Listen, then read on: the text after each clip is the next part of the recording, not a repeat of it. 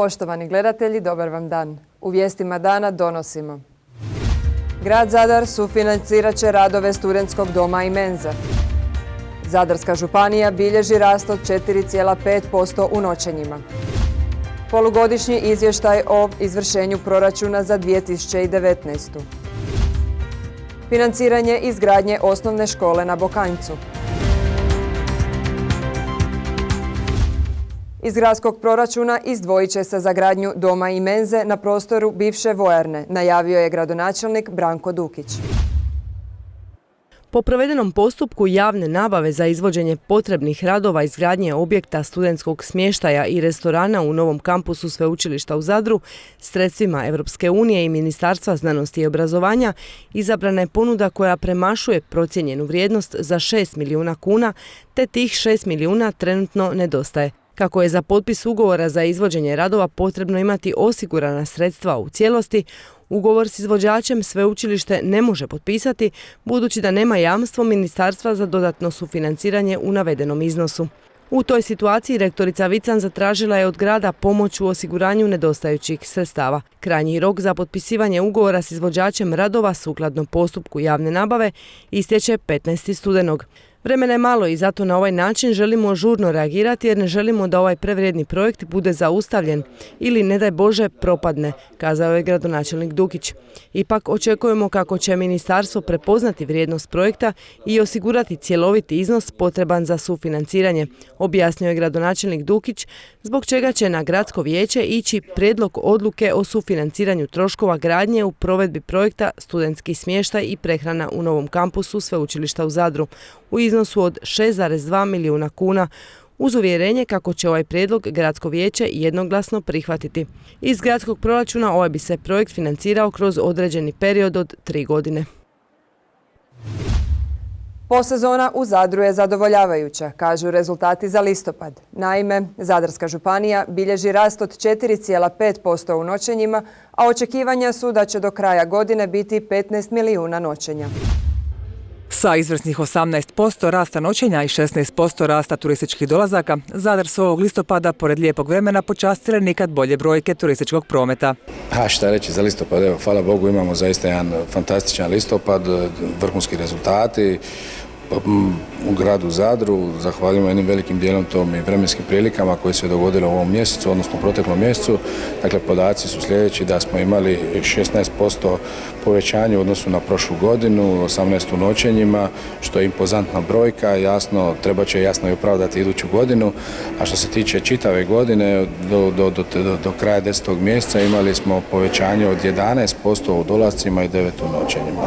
Tako da ja bih rekao da u principu ovo je jedna vrlo uspješna sezona, na tragu onog što sam govorio na početku sezone, kad su svi bili skeptični. Dominirali su inozemni turisti koji su ostvarili 90% udjela u listopadskim noćenjima te 80% u dolascima. Najviše su u tim brojkama sudjelovali turisti iz Njemačke s 27% udjela u noćenjima, potom Austrijanci sa 7% i Britanci 6%. S obzirom na posezonski period, Zadar se zaista može pohvaliti vrhunskom listopadskom turističkom statistikom i činjenicom da ga u jeseni posjećuju gosti iz cijelog svijeta. Što se tiče cijele Zadarske županije, i tu se broji porast brojki u listopadu.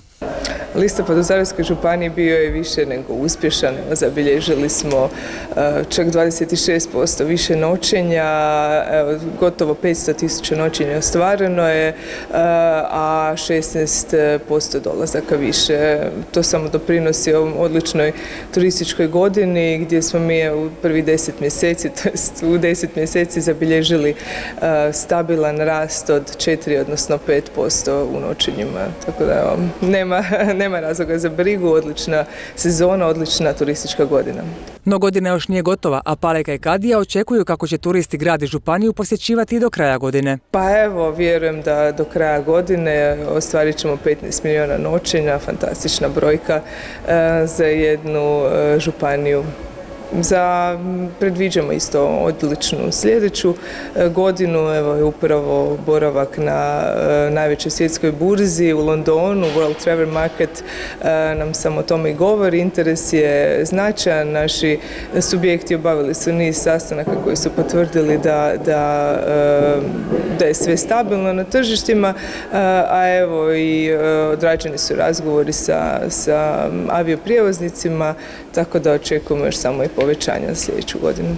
Pazite, turistička zajednica sama po sebi znate da prije svega ima zadaću promocije turističke destinacije.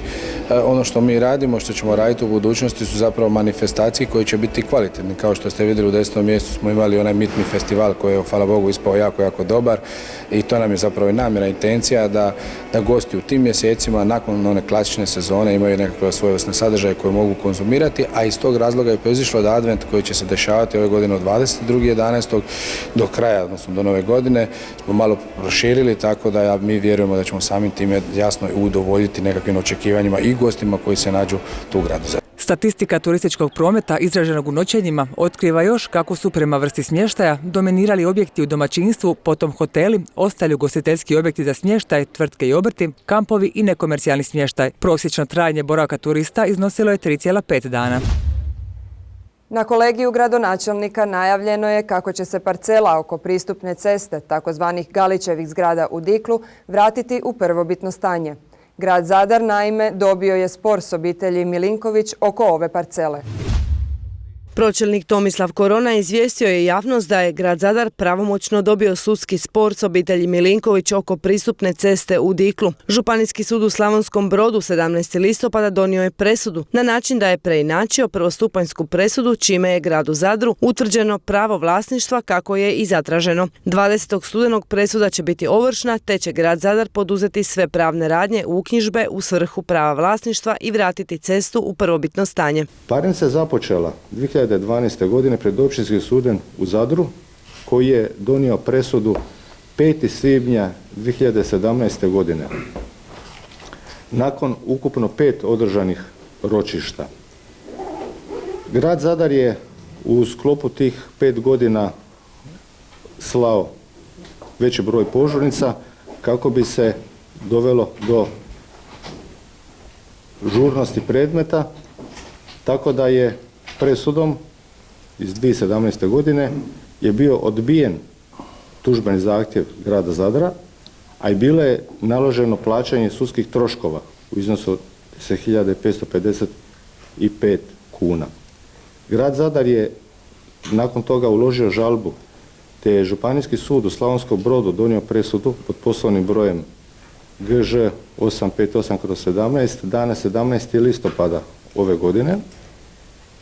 Drugostupanjski sud je svojom presudom preinačio prvostupanjsku presudu na način da je gradu Zadru utvrđeno pravo vlasništva onako kako je i zatraženo u tužbenom zahtjevu. Također poduzet će se i sve pravne radnje radi naknade štete koju je grad pretrpio zbog te situacije, istaknuo je pročelnik. Gradonačelnik Dukić najavio je kako će tom cestom proći i kanalizacija. Proračunski manjak u gradu Zadru smanjen je na 42,4 milijuna, izvijestio je na kolegiju gradonačelnika pročelnik za financije Ivan Mijolović. Ukupni prihodi i primici gradskog proračuna od siječnja do konca lipnja iznosili su nešto više od 210 milijuna kuna, a rashodi su bili 17,5 milijuna manji. Također, višak prihoda nad rashodima, i to u iznosu od 1,5 milijuna kuna, ostvarili su ukupno i svi proračunski korisnici. U prvih 6 mjeseci ostvaren je višak prihoda i primitaka u iznosu od 17.453.608 kuna i 56 lipa, od čega je naš višak grada Zadra 15.911.956 kuna 44 lipe, dok su naši korisnici ostvarili višak od 1.541.652 kune i 12 lipa. Tako da smo manjak na kraju ovog razdoblja smanjili na iznos od 42.045.045 kuna i 34 lipe. U ovih 6 mjeseci, kao što ste već spomenuli, ostvareni su prihodi poslovanja u iznosu od 203 milijuna i 80 tisuća kuna, prihodi od prodaje nefinancijske imovine u iznosu od 1 i 130 tisuća kuna, te primici u iznosu od 6 milijuna kuna. Tako da je ukupno ostvareno prihode primitaka 210 milijuna 237 tisuća 322 kune i 75 lipa. Prihod od poreza na promet nekretnina veći je za 117.000 kuna u odnosu na isto razdoblje prošle godine. Najznačajnija stavka na prihodima poslovanja su naravno prihodi od poreza i prireza na dohodak, koji su u ovom periodu ostvareni u iznosu od 81,8 milijuna kuna, što je za skoro 6,5 milijuna kuna više nego prethodne godine. Malo da proširimo ovu temu, u tijeku su izmjene tog istog zakona o porezu i prirezu na dohodak, koji će dovesti do novih fluktuacija na način da će se povećati neoporezivi dio osnovice plaće sa 3.800 kuna na 4.000 kuna, što će po izračunima kojima smo dobili smanjiti ovu stavku nam na iznos nešto manji od 6 milijuna kuna. Međutim, kompenzacijskim mjerama ta sredstva će od 2020. nam biti vraćena, tako da tu nećemo imati neki udar. Međutim, druga stavka u sklopu tih mjera je oslobađanje plaćanja poreza na dohodak mlađih od 30 godina, koja će odnijeti značajna sredstva, međutim efekt će biti tek u 2021. godini po prijavi godišnjeg poreza na dohodak, tako da od 2020. nećemo osjetiti. Najveći pojedinačni prihod je komunalna naknada te komunalni doprinos 29 milijuna kuna te naplata kazni prometnih i komunalnih redara, i to bez ljetne sezone kada je taj iznos gotovo dvostruk. Radovi na pripremi terena za gradnju nove zadarske osnovne škole u mjesnom odboru Novi Bokanjac krenuli su prije par tjedana i sve je spremno za početak građevinskih radova. Polovicu potrebnih sredstava grad Zadar financirat će kreditom u iznosu od 24 milijuna kuna. Iduća godina biti će financijski zahtjevna jer počinje ili završava realizacija čitavog niza kapitalnih projekata. Samo udio sufinanciranja grada Zadra za ugovorene EU projekte, među kojima su Bedem i Providurova palača i Centar za mlade, ukupno iznosi 20 milijuna kuna. Rokovi za dovršetak svih tih projekata jasno su definirani. Novci iz EU fondova moraju se potrošiti sukladno tim rokovima, a time i novci koji predstavljaju udio grada Zadra. U tom kontekstu na gradsko vijeće ide i prijedlog odluke o dugoročnom zaduživanju grada Zadra za financiranje nove osnovne škole na Bokanjcu. Prvi korak koji smo napravili je bio da u proračunu predvidimo projekt i zaduženje za sredstva. Proveli smo postupak prikupljanja ponuda. U sklopu tog postupka najpovoljniju ponudu koju smo dobili bila ponuda Zagrebačke banke na iznos od 0,66% kamata za kredit u kunama sa fiksnom kamatnom stopom. I sad idemo dalje sa postupkom kako bi realizirali taj kredit. Prva iduća točka je suglasnost gradskog vijeća koje se mora složiti sa ovim zaduživanjem da bi mogli ići dalje na Ministarstvo financija kao konačnu potvrdu zaduženja i suglasnosti za sklapanje ugovora sa poslovnom bankom. Znači, kao što sam već rekao, proveli smo postupak, pristigle su 4 ponude.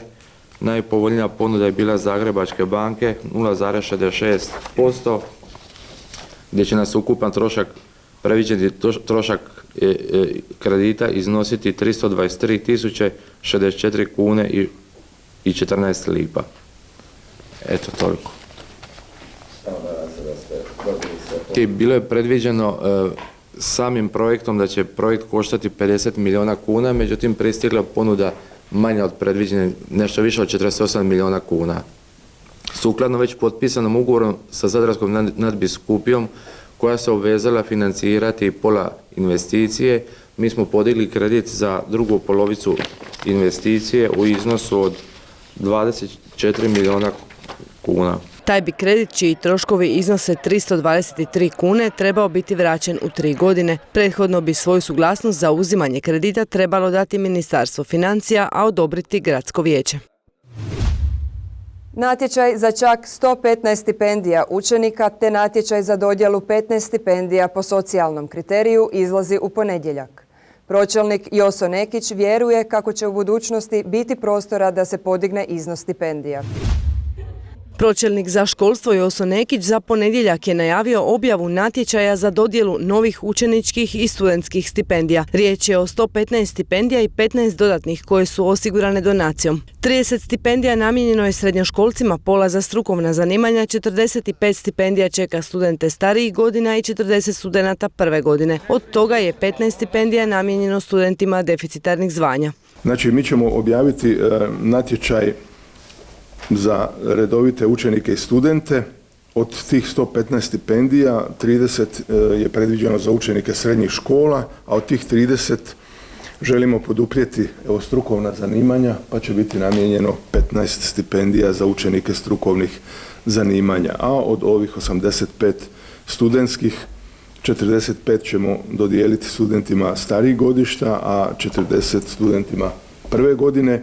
I od te kategorije po 15 stipendija ćemo dodijeliti za studente koji se školuju za deficitarna zvanja, a to su doktor medicine, magistar informatike, magistar biologije i studenti koji studiraju neko usmjerenje na matematici, studij matematike, studij fizike, studij kemije, studij elektrotehnike i računarstva, studij farmacije, studij strojarstva i edukacijsko-rehabilitacijski studij.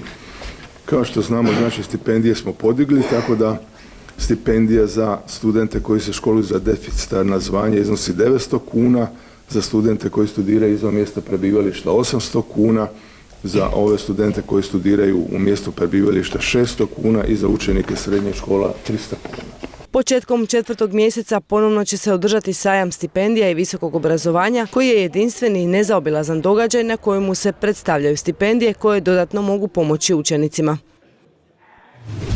Čipka je najprepoznatljiviji simbol otoka Paga koji je poznat diljem svijeta. Ivo Palčić, bivši novinar i dopisnik s otoka Paga, promovirao je svoju knjigu Paška čipka na izložbama u Zagrebu i inozemstvu. U gradskoj loži predstavljena je knjiga Paška čipka na izložbama u Zagrebu i inozemstvu. Ova knjiga, autora Ive Palčića, prvenstveno je doprinos poznavanju povijesti suvremenog paškog čipkarstva, inače zaštićenog nematerijalnog kulturnog dobra. Pa knjiga je nastala iz potrebe da se sačuva trajno uspomena na jedan, po mom sudu, vrlo važan događaj u povijesti paškog čipkarstva. Dakle, riječ je o jednoj velikoj izložbi koju je organizirao 1995. godine u Zagrebu Etnografski muzej u Zagrebu. To je bila vrlo reprezentativna izložba, dobro medijski popraćena. Bila je upriličena pod pokroviteljstvom gospođe Ankice Tuđman, predsjednikove supruge. Imala je svoju europsku dimenziju, zato što su nakon Zagreba organizatori krenuli prema Europi, najprije u Ljubljani, pa u Beču, Hamburgu, Vičenci, Appenzelu u Švicarskoj i Raumi u Finskoj. Ja sam smatrao da je to događaj koji vrijedi trajno zabilježiti. U mojoj novinarskoj arhivi ja sam pratio izložbe u Zagrebu i Ljubljani, ostalo je jako puno materijala, fotografija i htio sam napravo ukoričiti to u knjigu s namjerom da trajno zabilježim taj događaj i s namjerom da dočaram ozračje sa tih dviju izložaba. Kako bi dovršio knjigu, Palčić je kontaktirao i druge muzeje koji su mu ustupili svoj materijal u vidu fotografija. Treba znati da je zapravo zadnje desetljeće 20. stoljeća ostaće naime obilježeno u povijesti paškog čipkarstva po dva važna događaja. Jedan je obnova čipkarske škole u sklopu srednje škole Bartola Kašića, rješenje ministarstva, tadašnjeg ministarstva kulture i obrazovanja, to je bilo 1994. godine, evo danas je već 25 godina prošlo toga, drugi je ova izložba o kojoj je riječ u ovoj knjizi. Ja sam smatrao, Etnografski muzej naime imao svoje razloge zašto organizira tu izložbu. Među ostalim, oni su htjeli svakako pozicionirati grad Pag, ne samo u Hrvatskoj, nego u Europi kao značajno središte jednog vrijednog rukotvorstva, kao što je čipkarstvo. A moji su motivi bili zavičajni. Ja sam dugogodišnji novinar sa Paga, dopisnik koji je zabilježio puno toga i naprosto sam htio da to ostane kao trajan spomen u knjizi. Za mene je knjiga doista trajan spomenar kao, ako hoćete, i kao osobni i kao kolektivni, I danas sutra kad se neko bude bavio poviješću paškog čipkarstva i paške čipke, znače da je ta izložba bila tada i tada organizirana u Zagrebu, ko su organizatori, ko su autori izložbe, tko je pomagao sve tome i tako dalje. Iako čipka je danas plijeni pažnju, Palčić ističe kako se može puno više. U knjizi su dvije moje izrijekom navedene poruke. Jedna se odnosi na potrebu temeljitijeg proučavanja veza između Beča i Page, jer je Bečki dvor, odnosno Austro-Ugarska monarhija i njihova tadašnja elita su puno od toga učinile za pašku čipku. Tamo su čak odlazile i mlade paškinje kod bogatuna, grofova, barunica i šile. A drugo, mislim da bi Pag trebao imati muzej čipke. Muzej čipke, kao što recimo ima Sinj, muzej Sinjske alke, jer bi se u sklopu te institucije, vjerujem, na jedan sustavniji, seriozniji način mnogo toga moglo još dodat u velikoj priči o paškoj čipki. Ivo Palčić autor je još i knjiga Meštri s paškog kamenjara, večernji razgovori te Paški most, izgradnja, obrana i obnova.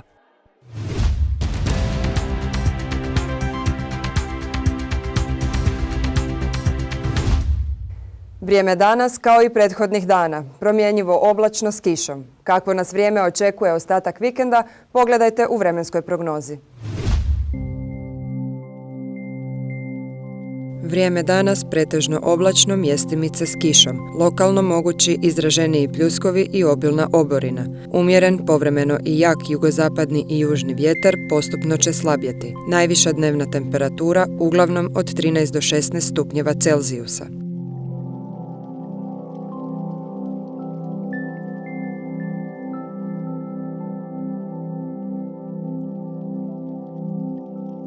I sutra će biti oblačno s kišom, a zatim prestanak kiše i postupno razvedravanje. Puhaće umjereno jugo i južni vjetar. Jutarnja temperatura zraka od 8 do 11, a najviša dnevna temperatura između 13 i 16 stupnjeva Celzijusa.